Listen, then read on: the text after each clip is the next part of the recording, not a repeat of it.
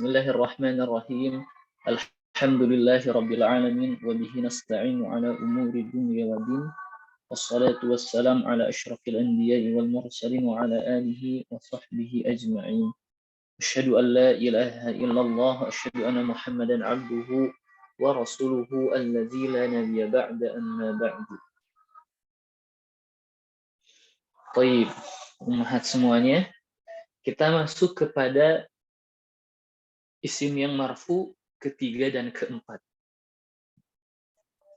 Setelah kita mempelajari dua yang marfu, yaitu fa'il dan naibul fa'il, kita masuk ke bab mubtada dan khabar.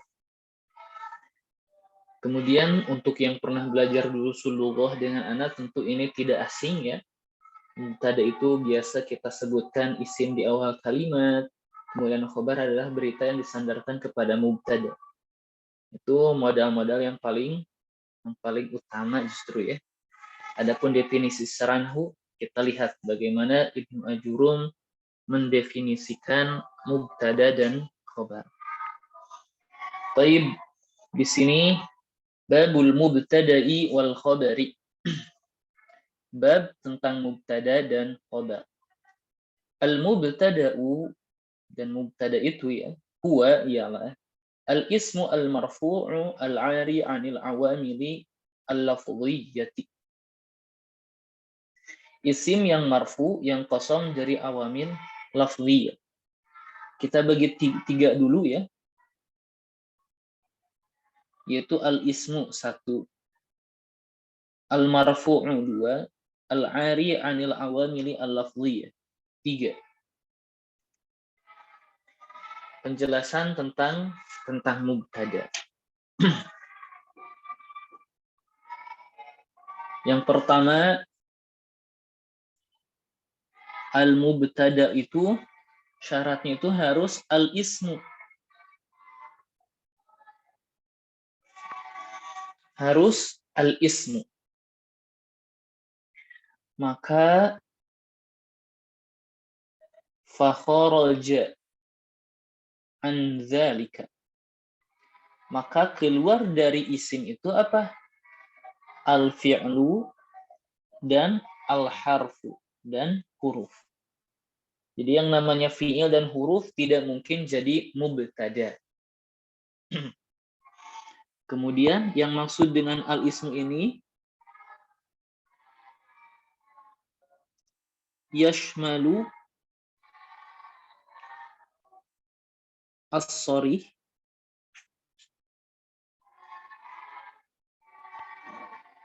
yang kedua wal muawwal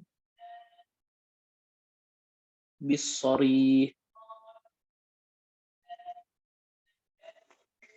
mencakup sharih jelas, isimnya jelas, wal muawwal bis-sharih, dan ditakwil menjadi isim yang jelas. Maksudnya bagaimana? Kita lihat. Yashmalu as-sharih ini ada di bab fa'il juga ya. Telah kita pelajari maksud muawwal bis-sharih juga. Yang sharih itu isimnya itu jelas ya, tidak ditakwil, tidak dikira-kira, tidak dibentuk dari fi'il atau apapun. Contohnya misal Zaidun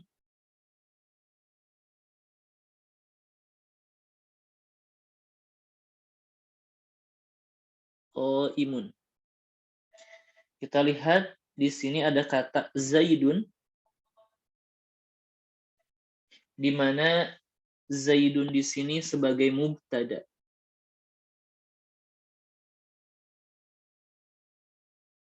Dan bentuknya itu sharih ya, Zaidun.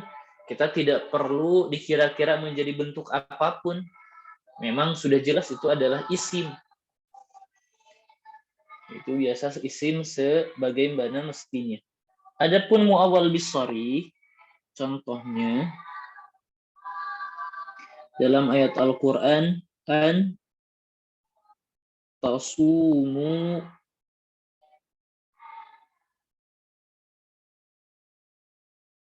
khairun lakum. Wa an tasumu khairul lakum ya. Dan Jika atau kalian hendaknya kalian bersaum, khairul lakum, lebih baik bagi kalian. Kita lihat an sudah kita pelajari, dia itu harfu nasbin wa masdarin.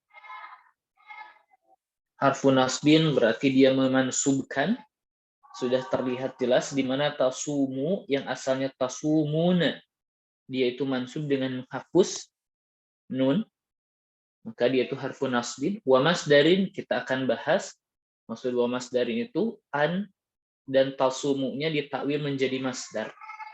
Kita i'rabkan terlebih dahulu. Tasumu ini adalah fi'lun mudhari'un. Hukumnya bagaimana? Karena dia kemasukan an, kita bilang mansubun bi an. Kita bisa bilang mansubun bi an. Wa alamatu nasbihi, dan ciri nasabnya adalah, ini kan al-af'al al-khamsah. Al-af'al al-khamsah untuk dhamir antum ya. Taf'aluna. Kalau mansub dengan menghapus nun, berarti wa alamatu nasbihi hazfun nuni. Setelah itu wawu ya. Al-waw dhamirun muttasilun, karena bersambung dengan fi'il, dhamir muttasil. Mabniun, kita lihat harokat waw, mabniun ala sukun. Nah, ini kan fa'ilnya waw itu ya. Ingat fa'il itu setelah kita dan baru kita pelajari berada di bab marfu'at. Berarti fi mahalli raf'in. Sebagai apa? Fa'ilun. Yang telah belajar durusul lughah ini tidak asing ya. Seperti itu. Ini kan sudah kita mengirob satu demi satu ya, an-nya sudah, tasumunya juga sudah, waw-nya juga sudah. Dan kita langsung praktekkan bagaimana cara membuat masdar wa masdarin. Jadi setelah itu kita bilang an wa ma ba'daha. An dan apa-apa yang setelahnya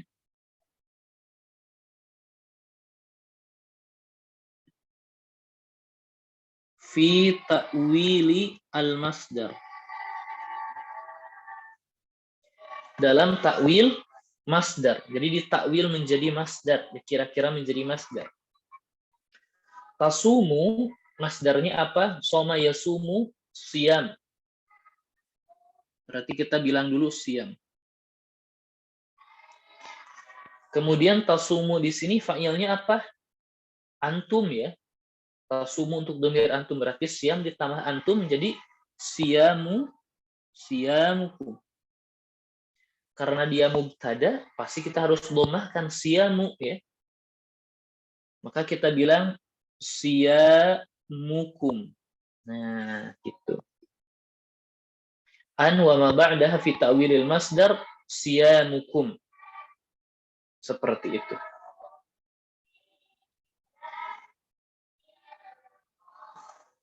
Kita bilang an wa ma ba'da fi ta'wilil masdar siyamukum. Mubtada. Bisa kita bilang di akhir, kita bilang mubtada.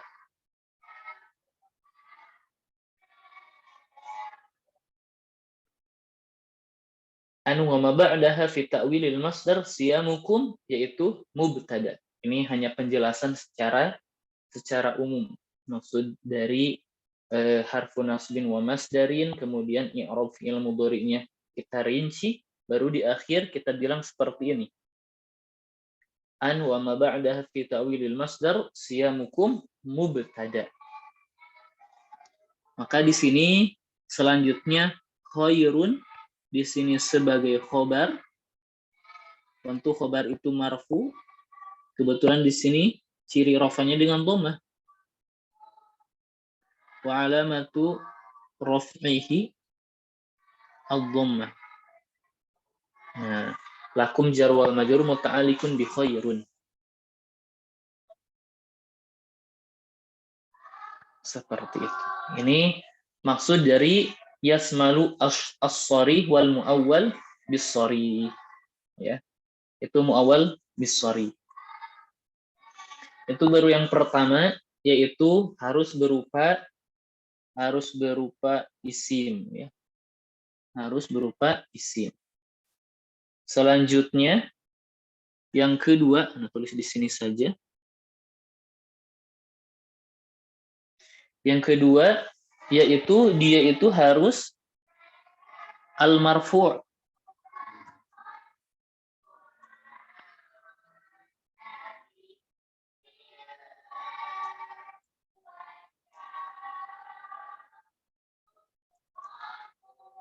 Yang kedua dia itu harus al-marfu'. Maka dari marfu ini kharaja an zalika, keluar dari al-marfu itu apa? Yang pertama keluar dari itu adalah al-mansub. Tentu mubtada itu tidak mungkin mansub, harus marfu'. Yang kedua yang majrur, al-majrur. Tetapi majrurnya juga ada rinciannya. Al-majrur biharfi jarrin asliyin. Yang majrur dengan huruf jar asli. Ini apa namanya? Sebetulnya agak panjang bahasannya ya. Ana ringkas saja. Maksud al-majrur biharfi jar asli. Harfu jar itu ada yang namanya harfu jar zaid dan syabih bizaid. Zaid itu hanya tambahan ya. Syabih bizaid juga menyerupai tambahan ala kulli hal, meskipun isim setelahnya itu majrur tapi dia dihukumi mubtada. Contohnya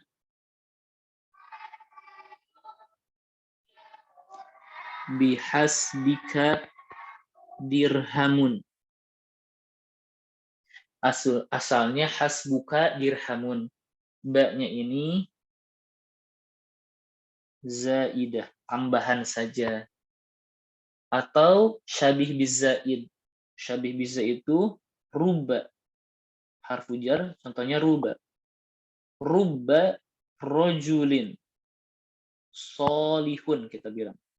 Laki tuhu. Sedikit sekali laki-laki yang soleh yang saya temui. Ruba rojulin. Maka ruba ini harfu jar syabih bizaid. Nah, maksudnya hasbi meskipun majrur dia itu mubtada. Karena majrurnya itu bukan oleh huruf jar asli. Rajulin meskipun dia itu majrur tetapi majrurnya oleh huruf jar syabih bizaid, kita bilang dia itu juga mubtada. Jadi majrurnya itu dengan qaid harus majrur bi harfi jar asli, harus dengan huruf jar yang asli. Itu yang kedua, yaitu al-marfu'. Kemudian yang ketiga ialah al-'ari 'anil awamili al-lafdhiyyati. Al-'ari 'anil awamili al-lafdhiyyati. Al-'ari maksudnya kosong, 'anil awamili dari awamil al-lafdhiyyati yang lafdhiyah. Kita bilang al-ari gampang kosong, awamil awamil itu jama dari amil yang bekerja. Maksudnya yang merubah hukum mubtada atau yang menghukumi mubtada. Kita bilang misal. Ini Ana lagi menjelaskan amil ya. Definisi atau istilah amil. Misal.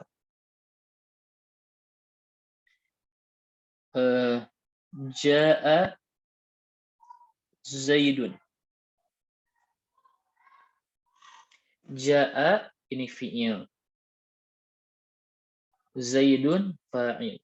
Ingat, fa'il itu hukumnya apa? Marfu.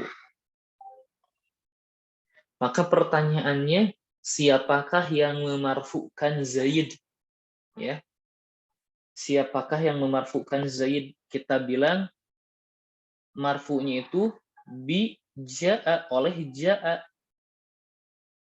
Maka ja'a ini adalah amil. Zaidun itu adalah ma'mul, yang terkenai pekerjaan. Itu contoh awamil.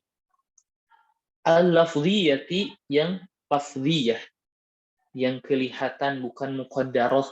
Muqaddarah itu dikira-kira. Contohnya sama, ja'a Zaidun. Zaidun ini adalah isim. Kemudian marfu. Cocok tuh ya, dua syarat itu.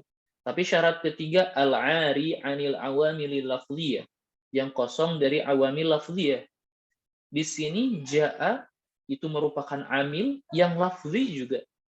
Kita lafadzkan. Maka Zaidun ini, meskipun dia isim marfu, dia bukan mubtada. Seperti itu. Karena ada amil sebelumnya.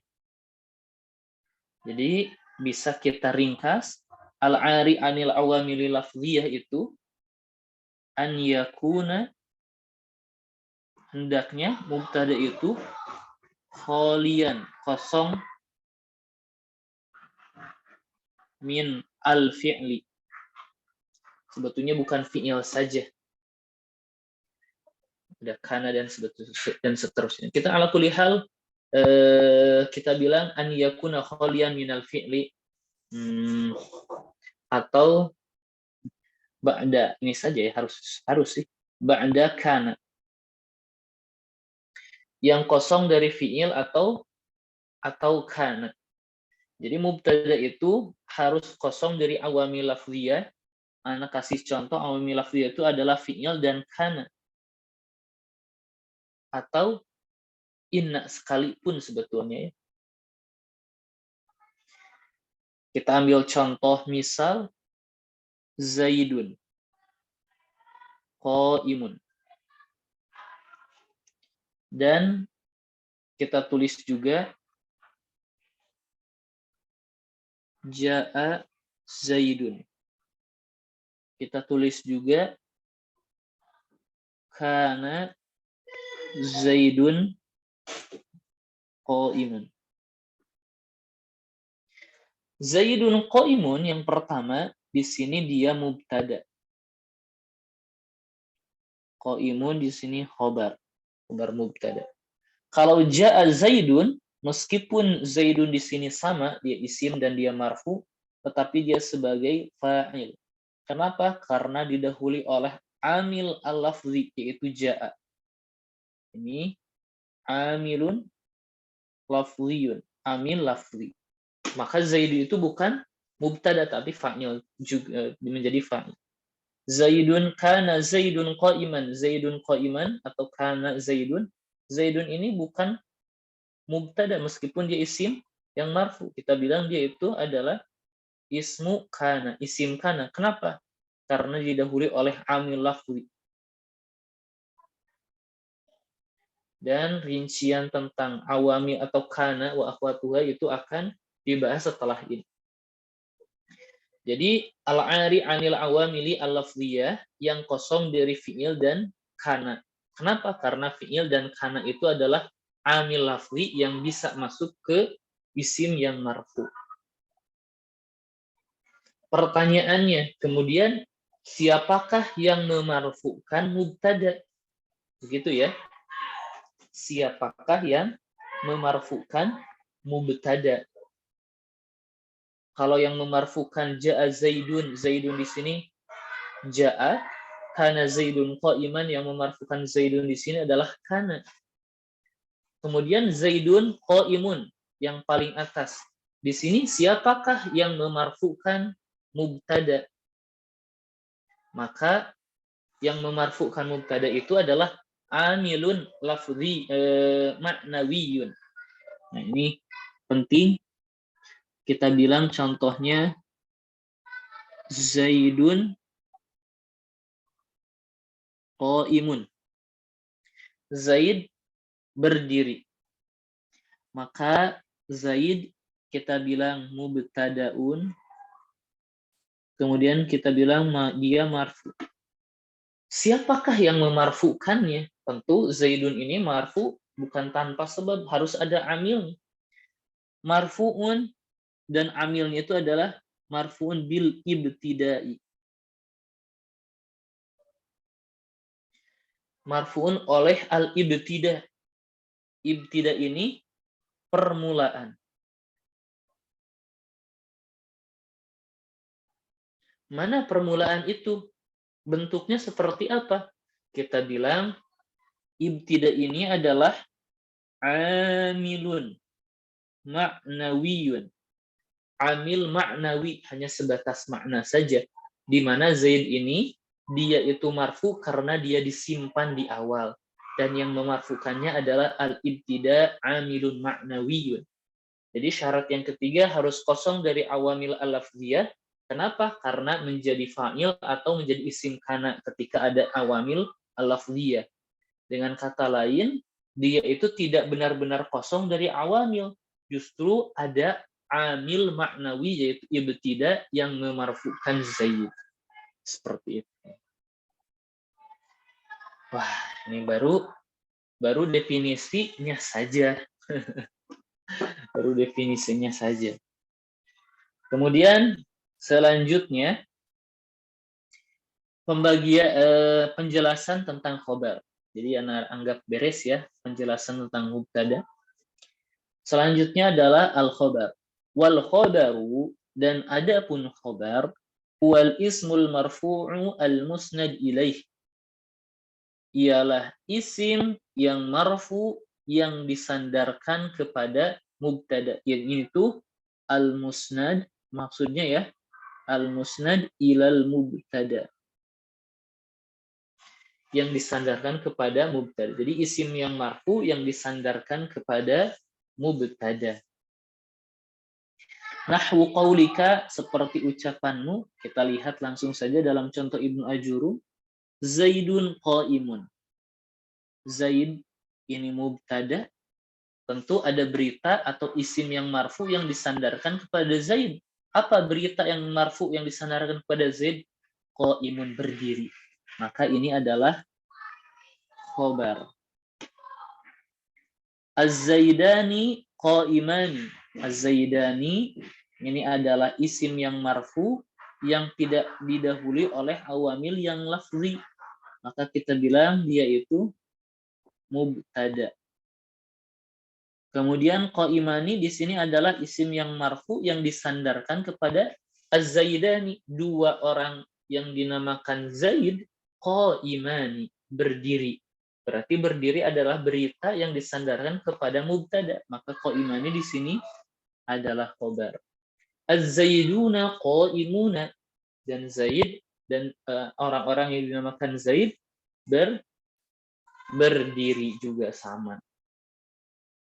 Maka Az-Zaiduna di sini mubtada, qaimuna di sini adalah berita yang disandarkan kepada Az-Zaiduna, dan dia kita bilang khobar. Nah, itu maksud dari khobar. Gampang ya khobar. Ala kulli hal, dapat kita simpulkan bahwa kedua-duanya jangan lupa kedua-duanya itu marfu itu ya. Jadi nggak bisa kita bilang Zaidun qaimun, kita bilang Zaidan qaiman atau Zaidin qaimin. Kenapa?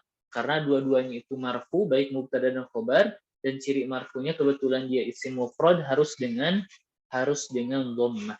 Zaidun qaimun, seperti itu. Kemudian setelah itu ada syarat antara mubtada dan khobar. Kita bilang, nah ini yang belajar durusul lughah tentu tidak asing juga ya. Asyartu bainal mubtada wal khobar. Syarat antara mubtada dan khobar apa? Al-mutabaqah. Harus sesuai atau cocok. Dalam hal apa saja? Yang pertama, dalam segi jenis al-muzakkar atau al-muannas.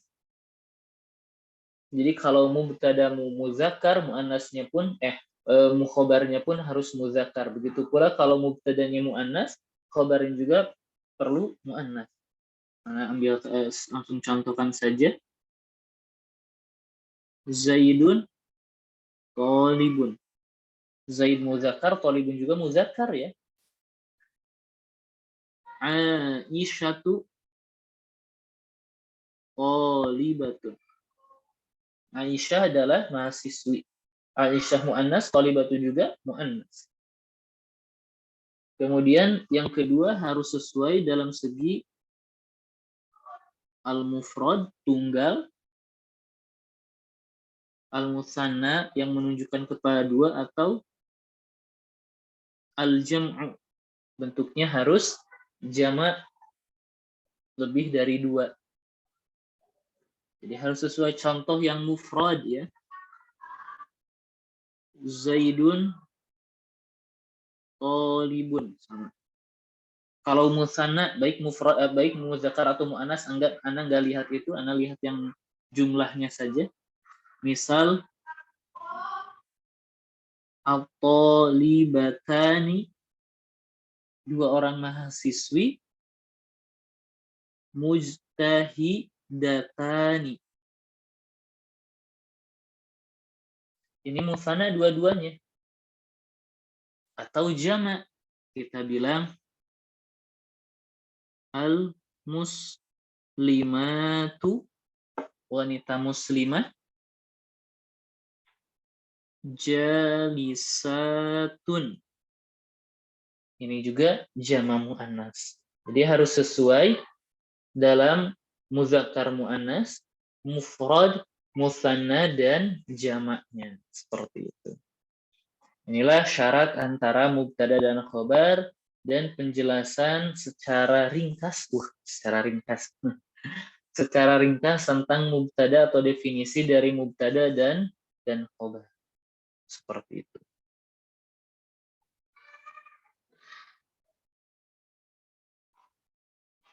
Nah, ini Ana ambil saja sampai sini saja ya. Wa ma asybaha dzalik.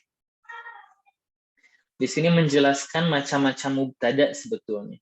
Dan ini enggak susah ya. Jadi wal mubtada'u qismani, dan mubtada itu ada dua macam katanya. Zahirun wa mudmarun, yang berupa isim zahir dan isim dhamir. Fa zahiru ma taqaddama dzikruh, dan yang zahir ma taqaddama, yang telah lalu, zikruhu, penyebutannya. Jadi telah disebutkan. Contohnya yang mana? Yang ini, az-zaidun qaimun, az-zaidani qaimani, az-zaiduna qaimuna. Kita lihat zaidun, az-zaidani, az-zaiduna. Di sini semuanya isim zahir, bukan isim dhamir gitu ya. Nah, sekarang contoh yang dhamir. Wal mudmaru 12. Dan yang dhamir itu ada 12. Wahia, ana, wa nahnu. Ini untuk mutakallim. Anta, anti, antuma, antum, antunna, sampai sini ya. Dari anta ini mukhatab, lawan bicara. Huwa, hiya, huma, sampai hunna di sini ghaib, yang dibicarakan. Maka secara ringkas kita bisa bilang aqsamul mubtada. Pembagian mubtada. Ada yang disebut zahir, isim zahir. Contohnya misal Muhammadun Rasulullah. Muhammad adalah Rasul Allah, utusan Allah. Maka kita lihat Muhammadun di sini adalah ismun zahirun. Jadi mubtadanya berupa isim zahir. Yang kedua ada yang disebut dengan mudmar, berupa isim dhamir. Dan ini mudmar ini dibagi tiga. Yang pertama ada yang disebut al-mutakallim. Contohnya ana dan nahnu. Ada pula al-mukhatab. Ini anta. Kemudian anti. Kemudian antuma. Ini sama untuk muzakkar muannas. Kemudian untuk jamaknya antum dan antunna. Kemudian yang terakhir di sini ghaib. Ghaib ya harusnya di sini. Yang terakhir yang ghaib huwa muzakkar, hiya dan musananya huma, jamaknya hum dan hun. Nah, seperti itu. Jadi ini macam-macam dari mubtada. Ada yang zahir dan ada yang mudmar. Yang mudmar rinciannya seperti itu. Kita lihat nahu qaulika, seperti ucapanmu ana qaimun. Berarti ana di sini sebagai mubtada, bentuknya isim dhamir, dan untuk mutakallim qaimun adalah berita yang disandarkan kepada ana dan dia khobar. Nahnu sama, dia juga mubtada. Qaimuna di sini khobar. Wama asybaha dzalik, dan apa-apa yang serupa dengan itu. Bagaimana ummahat, mau dihabiskan sampai pembagian khobar atau dicukupkan terlebih dahulu? Ya ummahat gimana? Mana nih? Masih ada nggak ya di kelas ya pada ya? Ada ya? Cukup katanya Ustaz. Tahu seperti itu ya. Ini memang ilmiahnya seperti ini ummahat. Ilmiahnya seperti ini. Ya, nahwu itu seperti ini. Tapi ala kulli hal yang masih masuk atau masih berjalan di durusul lughah, jangan dihentikan durusul lughahnya sambil kita mengenal al-ajrumiyah di kelas ini. Kalau di durusul lughah kan kita nggak bingung ya mendefinisikan apa itu mubtada dan apa itu khobar.